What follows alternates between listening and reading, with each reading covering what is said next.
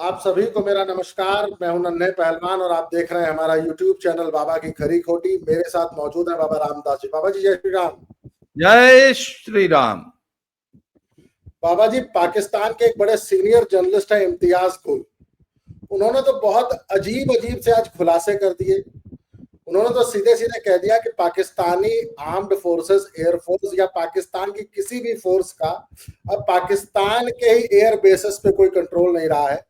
पाकिस्तान का एक बड़ा इंपॉर्टेंट एयर बेस है नूर खान। कहते हैं वहां पे आके अमेरिकन नेवी सील्स और मरीन्स ने कब्जा कर लिया है। वहां पे जितने भी पाकिस्तानी आर्मी एयरफोर्स के ऑफिशियल्स थे उनको भगा दिया है और उस पूरे एयरफोर्स के पूरा जो उनका पाकिस्तानी एयरफोर्स का जो एयरफील्ड है नूर खान एयरबेस, उसके अंदर उनकी एंट्री बैन कर दी है। और वहां से लगातार अजीब अजीब से उनके बड़े बड़े वो हरकुलिस टाइप के जहाज आ रहे हैं, जा रहे हैं और कुछ कार्गो कैरी कर रहे हैं। ये क्या है बाबा जी, जरा इस स्टोरी को जरा डिकोड करिए। तो ये क्या है, इस न्यूज के पीछे क्या है? देखिए, सबसे पहले तो ये समझ लें कि नूर खान एयरबेस है क्या। पाकिस्तान की राजधानी इस्लामाबाद, जो कि एक नया चंडीगढ़ टाइप का नया बसाया हुआ शहर है, और इस्लामाबाद के बगल में रावलपिंडी।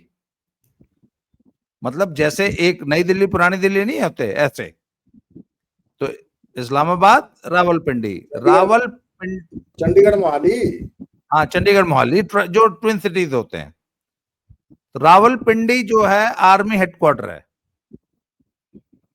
सबसे इंपॉर्टेंट बात समझ लीजिए, रावलपिंडी आर्मी हेडक्वार्टर है, और आर्मी हेडक्वार्टर के बगल में एक एयरबेस है। आप ये समझ लीजिए कि अगर इसको दिल्ली से कंपेयर करना हो कि नई दिल्ली में जहां मोदी जी हैं उसके बगल में दिल्ली कैंट है, कितनी दूरी होगी? जहां मोदी जी और राष्ट्रपति, महामहिम राष्ट्रपति बैठते हैं, वहां से दिल्ली कैंट की दूरी कितनी? 20 किलोमीटर।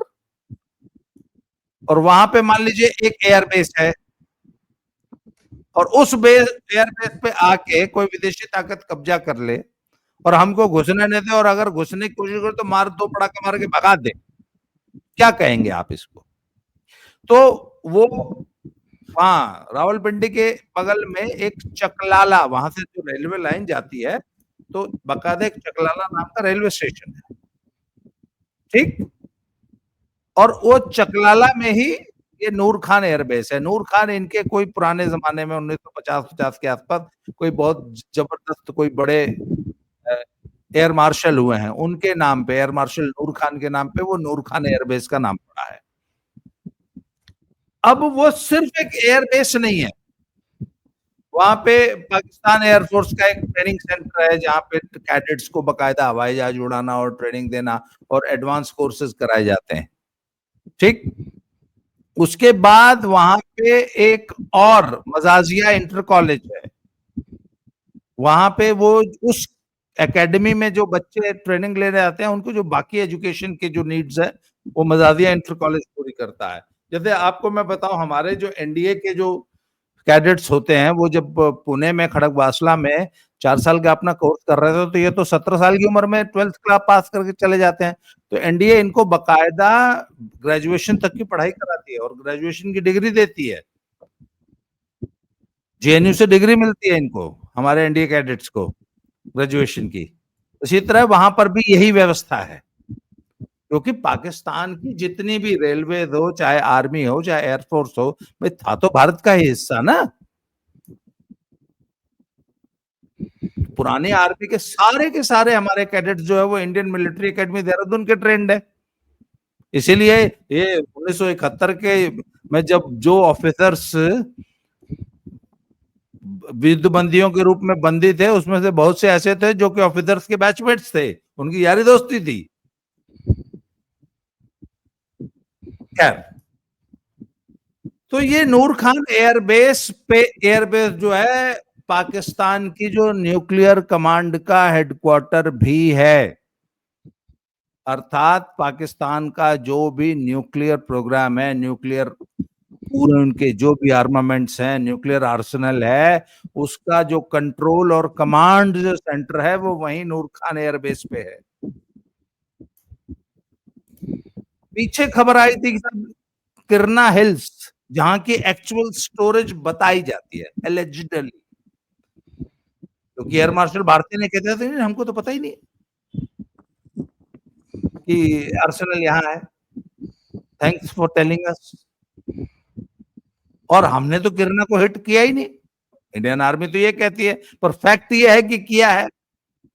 उसमें भी एक दांवपेच है, दांवपेच ये है कि दोनों कंट्रीज को हर साल की जनवरी महीने में ये बाकायदा ऑफिशियली ये सूचित करना पड़ता है कि हमारे न्यूक्लियर आर्सेनल्स यहां रखे हैं, और ये एक फैक्ट होता है कि हम अपने न्यूक्लियर आर्सेनल्स पे कोई हमला नहीं करेंगे।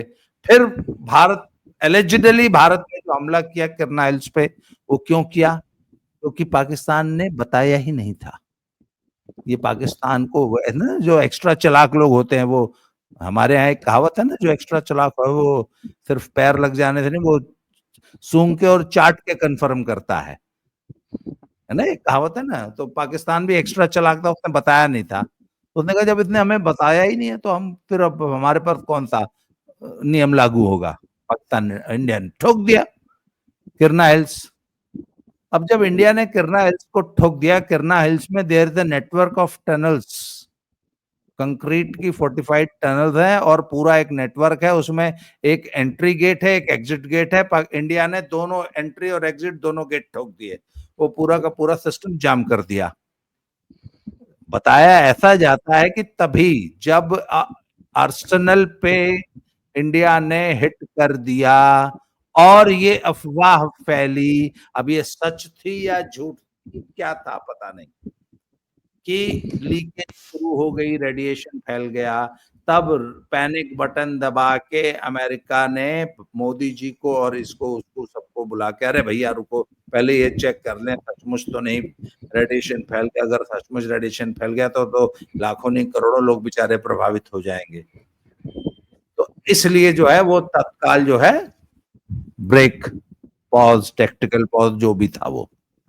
खैर ये सारी देखिए कयास हैं, इन पे कभी भी आधिकारिक बयान तो नहीं आएंगे, ये सारे एनालिसिस हैं। पर अब वो आपके जो इम्तियाज गुल साहब हैं, उन्होंने बोला कि साहब आज की तारीख में चकलाला एयरबेस, जिसको नूर खान एयरबेस भी कहा जाता है, यानी रावलपिंडी के मुख्य एयरबेस पर यूएस मरीन्स ने कब्जा कर लिया है। अर्थात यूएस मरीन्स ने उस पूरे एयरबेस को अपने कंट्रोल में ले लिया है। तो मेरा ये कहना है कि वो यूएस ने एयरबेस को कंट्रोल में नहीं लिया है। इनफैक्ट यूएस ने जो वो न्यूक्लियर कमांड सेंटर है ना, जहां से पूरा न्यूक्लियर असलहा, न्यूक्लियर आर्सेनल पे कंट्रोल होता है, वहीं से सारा कुछ, वहीं से ऑर्डर्स होते हैं, वहीं से सारा कुछ होता है, उसको अपने कंट्रोल में लिया है। आज से बहुत साल पहले से एक थ्योरी ये चलती आई है कि पाकिस्तान तो एक रोग स्टेट है, वो कभी भी अपना न्यूक्लियर असलहा किसी टेररिस्ट ग्रुप को बेच सकता है, किसी टेररिस्ट कंट्री को बेच सकता है, टेक्नोलॉजी बेच सकता है, यूरेनियम बेच सकता है, या बने बनाए बॉम्ब भी बेच सकता है, डर्टी बॉम्ब बना सकता है, टैक्टिकल वेपन्स बना सकता है, यहां तक कि सूटकेस बम तक बनाने की बातें होती आई हैं। तो क्या था कि जब वो इतना इररिस्पॉन्सिबल स्टेट है पाकिस्तान जिसका नाम है, और हमेशा अपने न्यूक्लियर असलहे की धमकी देता रहता है, तो ये तो कभी भी कोई सिरफिरा आके चला भी देगा। तो समझदार लोग हमेशा थे, मैं तो ये बातें पिछले 20 साल से सुनता आया हूं कि नहीं, अगर कभी ऐसा मौका आया और भारत पाकिस्तान या किसी दो कंट्रीज के बीच में स्टैंड ऑफ हो गया, तो इंडिया तो बहुत रिस्पॉन्सिबल स्टेट है, उससे इतना खतरा नहीं है दुनिया को, परंतु पाकिस्तान में तो गवर्नमेंट नाम की कभी चीज ही नहीं रही। पता नहीं कब कौन आगे कब्जा कर लेगा किस चीज पे, कोई सिरफरा फौजी अफसर आके जनरल कर लेगा, कौन कर लेगा पता नहीं। तो कहता है अगर ऐसी कोई सिचुएशन आ गई तो मैं आपको बताऊं पर्सनली, मैं पिछले 30 साल से इस थ्योरी को सुनता आ रहा हूं कि अगर ऐसा हुआ तो अमेरिका तुरंत पाकिस्तानी आर्सेनल को अपने कब्जे में ले लेगा। वो सारी बातें आज सही सिद्ध होती हुई नजर आ रही हैं। जैसा कि इम्तियाज गुल का कहना है, इम्तियाज गुल एक बहुत सीनियर जर्नलिस्ट हैं और डिफेंस एक्सपर्ट हैं, और वो इररिस्पॉन्सिबल, वो बड़के मारने वाले ऐसे आमतौर पे उनकी इमेज नहीं है पाकिस्तान में। उन्होंने ये कहा है कि साहब बड़े बड़े ग्लोब मास्टर हरक्यूलिस टाइप के कार्गो प्लेन्स नूर खान एयरबेस पे उतर रहे हैं। आमतौर पे दोनों कंट्रीज के बीच में एक ये अंडरस्टैंडिंग पैक्ट होता है कि आप, अगर आपका कोई कार्गो प्लेन आएगा तो आप बताएंगे कि आप इसमें क्या लेके आए हैं या क्या लेके जा रहे हैं। परंतु इस बार यूएस अथॉरिटीज कुछ भी पाकिस्तान को बता नहीं रही हैं। एक पाकिस्तान एयरफोर्स ने बकायदा जानने की कोशिश की और रोकने की कोशिश की, तो यूएस के सील्स ने, आई मीन जो उनके जो कमांडोज थे वहां पे, उन्होंने बकायदा उस पाकिस्तानी एयरफोर्स ऑफिसर के सिर पे रिवॉल्वर लगा दी। ऐसी खबर है, ये इम्तियाज गुल ने ही बताया है। और यूएस आर्मी बिल्कुल भी अलाउ नहीं कर रही है किसी भी पाकिस्तानी अथॉरिटी को एयरबेस में आना या जाना। एंड वो बहुत सारा कार्गो ला रहे हैं या ले जा रहे हैं, ये समझ नहीं आ रहा है अभी, इसकी जानकारी किसी को नहीं है। इसका मतलब क्या है?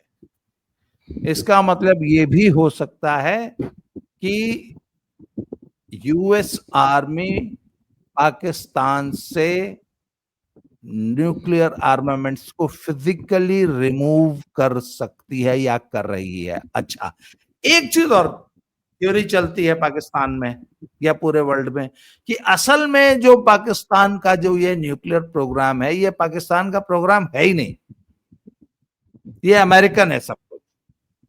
और ये तो अमेरिका ने अपने आर्मामेंट्स यहां स्टोर किए हुए, और जब उसको लगा कि नहीं भैया ये तो खतरा है, तो वहां से अब वो रिमूव कर रहे हैं। ये भी एक थ्योरी चल रही है। और ये जो एब्रप्टली मोदी जी से कह के जो सो कॉल्ड युद्ध विराम या टैक्टिकल विराम कराया गया, उसमें एक ये भी कहा जा रहा है कि पाकिस्तान ने गुहार लगाई। अब सच बोला या झूठ बोला, क्योंकि बहुत बुरी तरह मारा था। रात में 11 एयर बेसेस, 3 रडार सिस्टम और पूरा का पूरा एयर डिफेंस सिस्टम तबाह कर दिया था। तो झूठ बोल के भी तो आप युद्ध रुकवा दे सकते हैं ना। तो हो सकता है पाकिस्तान ने झूठ बोला, हमारे तो आर्मामेंट हिट हो गए, हमारे पहिया पहिया वाले बम हिट हो गए, वहां न्यूक्लियर रेडिएशन फैल गया। अब जब न्यूक्लियर रेडिएशन की बात आ गई तो सब, कोई भी समझदार आर्मी रुक जाएगी। क्योंकि देखिए, कन्वेंशनल वॉर, भाई आपने हवाई जहाज तोड़ दिया, ये तोड़ दिया, ये बिल्डिंग तोड़ दी, वहां 10 आदमी मर गए, वहां तक युद्ध मंजूर होता है, उतना युद्ध में नुकसान होता है। पर कोई भी समझदार व्यक्ति न्यूक्लियर वेपन या न्यूक्लियर रेडिएशन जैसा काम नहीं करना चाहेगा। तो वहां तो दुनिया का कोई भी समझदार व्यक्ति होता तो वो रुक जाता कि अच्छा भाई ठीक है, बोला जी 2 दिन रुक जाओ, चेक कर लें सचमुच तो नहीं कोई बह गया, कोई किसी कनस्तर में रखा था यूरेनियम, प्लूटोनियम और पता नहीं क्या क्या होता वो। तो उन्होंने कहा अच्छा भैया देख लो, चेक कर लो। इसीलिए तो रोज राजनाथ जी कहते हैं अभी खत्म नहीं हुआ, अभी तक रुका है। आखिर परसों जो जालंधर में ब्लैकआउट हुआ ना 9 से 9:30 के बीच में, वो क्या था? आखिर अभी भी ब्लैकआउट की प्रैक्टिस जनता को कराई जा रही है। क्यों कराई जा रही है? क्योंकि मोदी जी और राजनाथ सिंह दुनिया को ये बता रहे हैं कि अभी ऑपरेशन सिंदूर खत्म नहीं हुआ है। और ऑपरेशन सिंदूर खत्म नहीं हुआ है, और मोदी जी ने तो बता ही दिया कि बेटा एक रात में 11 एयरबेस फोड़े हैं। तो इंडिया में तो एक भाई बात चल रही है ना, इंडिया वाले बहुत मायूस हैं। क्यों? कि जब 11 फोड़ दिए तो आप ही आज बात कर रहे थे कि नहीं, सब लोग कहते हैं कि नहीं, एक दिन तो लड़ाई, एक दिन और चलनी चाहिए थी। वो सबका यह है कि एक दिन क्यों, जैसे आपने किसी की मार के एक टांग तोड़ दी तो आप कहेंगे नहीं यार दूसरी क्यों छोड़ दी। अगर एक टांग आपने छोड़ दी तो फिर भी साला बैसाखी हो तो चल लेगा ना, क्यों? तो कहते नहीं दूसरी भी तोड़ देनी चाहिए थी, दूसरी क्यों छोड़ दी। भाई हिंदुस्तानी मायूस तो हैं, वो इसलिए मायूस नहीं है कि हिंदुस्तान का कोई नुकसान हो गया, पूरा हिंदुस्तान इस बात को मायूस है कि साले की एक टांग तोड़ी थी, दूसरी छोड़ क्यों दी, दूसरी भी तोड़ देते। कुछ लोग इसलिए मायूस है कि गोडे क्यों तोड़े, थोड़ा और ऊपर रीढ़ की हड्डी तोड़ते ना। कुछ लोग कहते हैं ना एक छेद है, दो और करने थे, 3 छेद हो जाते। तो सबकी अपनी अपनी मायूसी का लेवल होता है ना भाई, हिंदुस्तानियों का तो अपना अपना है। तो ये स्टोरी है नन्हे पहलवान जो मुझे समझ में आती है। ऐसी स्टोरीज की कभी भी कोई आधिकारिक पुष्टि नहीं होती है, परंतु पूरी दुनिया में ये चर्चा है कि नूर खान एयरबेस को यूएस आर्मी ने अपने कंट्रोल में ले रखा है। जी कोई सवाल हो तो पूछिए। जी अब शहबाज शरीफ के जो कौम के हीरे थे, 5 स्टार जनरल, फील्ड नहीं, सॉरी जनरल नहीं सर, अब तो फील्ड मार्शल हो गए ना, तो फील्ड मार्शल हो गए। अगर ये बातें, अगर बाबा जी अगर ये सत्य निकली कि नूर खान एयरबेस पे सच में यूएस आर्मी और एयरफोर्स और मरीन ने कब्जा कर लिया है, तो अब 5 star air marshal, field marshal Asim Munir कहाँ मुंह छुपाएंगे? नहीं नहीं, वो कहीं नहीं मुंह छुपाएंगे, वो तो बिल्कुल शान से पूरे हिंदुस्तान में, वर्ल्ड में घूमेंगे, कहीं लंदन में और या यूएस में, कहीं स्विट्जरलैंड में बंगला बना के रहेंगे और उनके नाम पे सड़कें बनाई जाएंगी। रावलपिंडी इस्लामाबाद में उनका कोर्स में नाम पढ़ाया जाएगा, पाकिस्तान के सिलेबस में भाई बहुत जाबाज अफसर था, ये पढ़ाया जाएगा। और एक बात बताइए ना, 1971 के वॉर में 93,000 कैदी वॉर मतलब सैनिकों ने सरेंडर किया, तो पाकिस्तान में इसको जांच करने के लिए एक हमूदुर रहमान कमीशन बैठाया गया था। एक रिटायर्ड जज थे हमूदुर रहमान साहब, उनकी जो है अध्यक्षता में एक कमीशन ने जांच की थी कि आखिर इस डिबैकल का कारण क्या था, क्यों हुआ, कैसे हुआ। उस कमीशन की रिपोर्ट आज तक कभी टेबल ही नहीं हुई, और आज तक पाकिस्तान ने हमूदुर रहमान कमीशन की उस रिपोर्ट से क्या सीखा कि वहां पाकिस्तानी जनरल्स कितने करप्ट थे, कितनी अय्याशी करते थे, किस तरीके से स्थानीय जनता पे अत्याचार करती थी पाकिस्तानी सेना। ये सब कुछ उस कमीशन की रिपोर्ट में है। क्या हुआ? आज तक पाकिस्तान हर जगह पिटता आया है, और उनके हीरोज, उनके जनरल्स जो है आज भी पाकिस्तान में हीरो हैं। उन पाकिस्तान के बच्चों को तो यही हिस्ट्री पढ़ाई जाती है कि वो हर युद्ध जीते हैं। वो तो अभी भी आपको मालूम है पूरे रावलपिंडी, इस्लामाबाद और लाहौर में बड़े बड़े पोस्टर्स लगे हैं कि पाकिस्तान आर्मी ने जो है धूल चटा दी है इंडिया को। वो अपनी किसी पिटाई को स्वीकार ही नहीं करेंगे। जब आपने अपनी पिटाई को स्वीकार ही नहीं करना, फिर कोई कैसे कह देगा आपकी पिटाई हुई है। तो फील्ड मार्शल साहब तो हीरो है साहब, हमें पाकिस्तान के वो हीरो ही रहेंगे। एक आध और उनके यहाँ पे स्टार, छाती पे स्टार, जो मेडल है वो लटकने लग जाएंगे।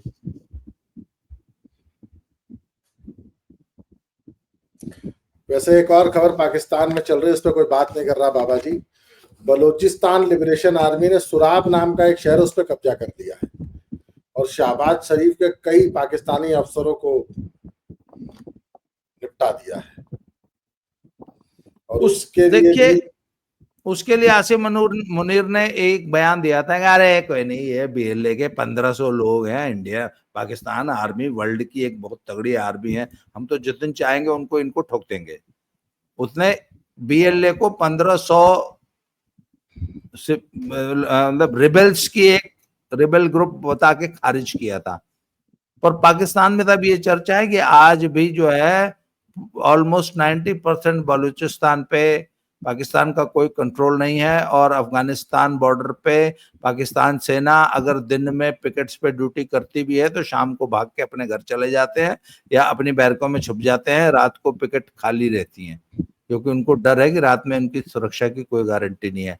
और अगर बीएलए को इसी तरह खारिज करना था तो वो जो जफर एक्सप्रेस वाला जो किडनैपिंग हुई थी, या आज पूरे शहर पे जो कब्जा कर रखा है, इसलिए पाकिस्तान आर्मी की क्या ताकत है, क्या औकात है, पाकिस्तान का कितना सिक्का अभी भी बलूचिस्तान में या पूरे पाकिस्तान में चल रहा है, ये सारी दुनिया को पता है। फिर भी आसिम मुनीर साहब तो यही कहते हैं 1500 लड़ाके हैं, जब चाहेंगे तब ठोक देंगे। जी हाँ, आसिम मुनीर तो हमेशा भारत पे इल्जाम लगा ही रहे हैं कि भारत उनको फंड कर रहा है, भारत उनको मिलिटरीली नहीं, ये तो पुराना इल्जाम है, तभी इसमें कोई नई बात नहीं।